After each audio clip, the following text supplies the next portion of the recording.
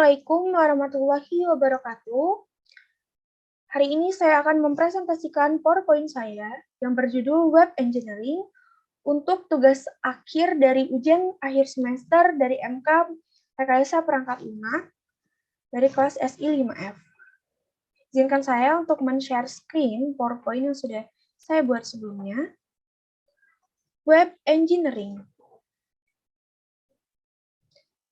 PowerPoint ini disusun oleh saya sendiri, Siti Rizkia, dengan NIM 191411010146 dari kelas SI 5F. Web engineering, atau yang bisa disebut juga rekayasa web, adalah satu proses untuk menciptakan satu sistem aplikasi berbasis web menggunakan ilmu rekayasa, prinsip manajemen, pendekatan sistematis, sehingga dapat diperoleh sistem dan aplikasi web dengan kualitas yang tinggi. Web engineering mengadaptasi rekayasa perangkat lunak dalam hal konsep dasar yang menekankan pada aktivitas teknik dan manajemen dengan sejumlah perubahan dan penyesuaian. Dikatakan demikian karena desain sebuah aplikasi web menekankan pada desain sistem, hypertext, pemrograman, desain informasi, dan desain grafis. Karakteristik dari web application. Yang pertama, immediacy, yaitu diperlukan segera untuk memenuhi tayangan dipasarkan dalam waktu singkat. Yang kedua, security, untuk melindungi isi yang sensitif dan menyediakan pengiriman data yang aman. Keamanan satu web harus ditetapkan pada seluruh infrastruktur yang mendukung web application dan termasuk dalam web application itu sendiri. Yang ketiga, aesthetics. Daya tarik utama web application adalah tampilan dan keindahan.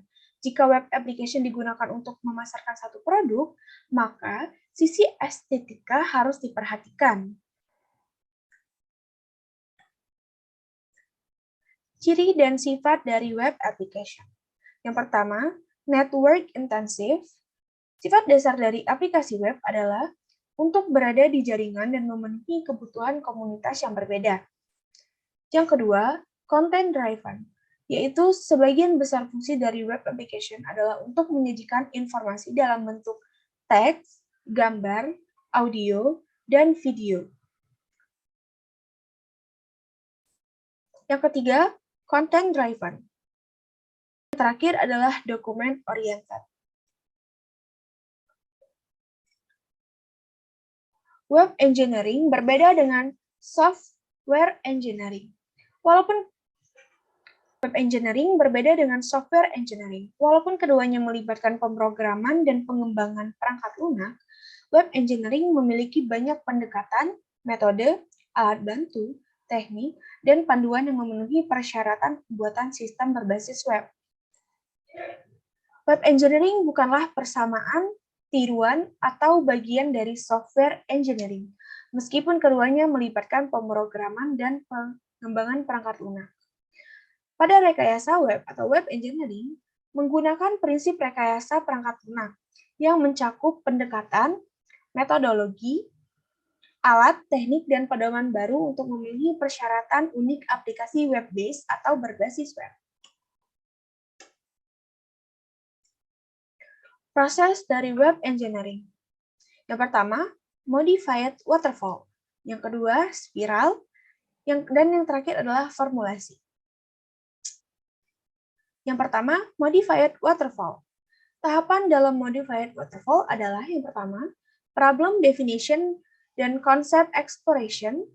Yang kedua, requirement analysis specification. Yang ketiga, design prototyping. Yang keempat, implementation dan unit testing. Yang kelima, integration and system testing. Dan yang terakhir adalah operation and maintenance. Perbedaan yang ada pada modified waterfall adalah pada dua proses pertama, yaitu problem definition dan concept exploration, dan juga requirement analysis specification, yang dilakukan secara berulang-ulang sehingga dapat disebut dengan whirlpool. Tujuannya adalah untuk melengkapi requirement dan analisis secara lengkap. Dan yang kedua, yaitu spiral mode. Adalah sesuatu yang sangat masuk akal untuk rekayasa web, tapi rumit dan sulit dalam pengaturan.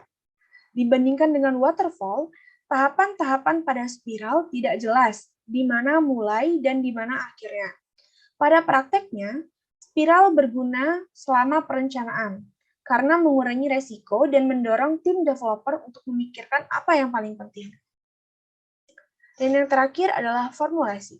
Formulasi memungkinkan klien dan developer untuk menetapkan tujuan-tujuan pembangunan web. Beberapa pertanyaan berikut dapat menentukan tujuan pembangunan web.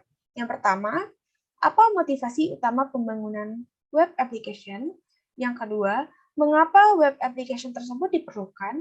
Dan yang terakhir adalah siapa yang menggunakan web application yang akan dibuat. Ada dua macam tujuan. Yang pertama, informational goals, yaitu tujuan dari penyajian isi atau informasi kepada end user atau pengguna. Dan yang kedua, applicative goals, yaitu sesuatu yang berkaitan dengan kemampuan yang dimiliki dari web application tersebut. Analisis web engineering. Ada 4 tipe analisis dalam rekayasa web. Yang pertama, content analysis. Isi yang akan disajikan oleh web application ditentukan formatnya, baik itu berupa teks, grafik, image, video, dan juga audionya. Yang kedua, interaction analysis, yaitu cara interaksi antara user dan juga web application itu. Yang ketiga, functional analysis, yaitu menentukan operasi yang akan diaplikasikan pada web application dan termasuk fungsi-fungsi yang melakukan proses.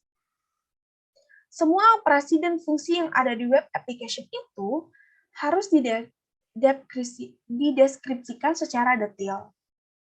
Yang keempat, configuration analysis. Lingkungan dan infrastruktur di mana web application akan ditempatkan dan digambarkan secara detail. Teknologi pembangunan web application, component based development, yaitu CORBA, DCOM atau COM, dan Java Beans merupakan standar yang memungkinkan web developer menggunakan komponen yang sudah ada untuk berkomunikasi dengan sistem pada level yang lain. Keamanannya yaitu berupa enkripsi dan firewall, standar internetnya berupa HTML dan XML. Sekian penjelasan dari saya. Jika banyak kekurangan, saya minta maaf dan terima kasih atas perhatiannya. Saya ucapkan wassalamualaikum warahmatullahi wabarakatuh.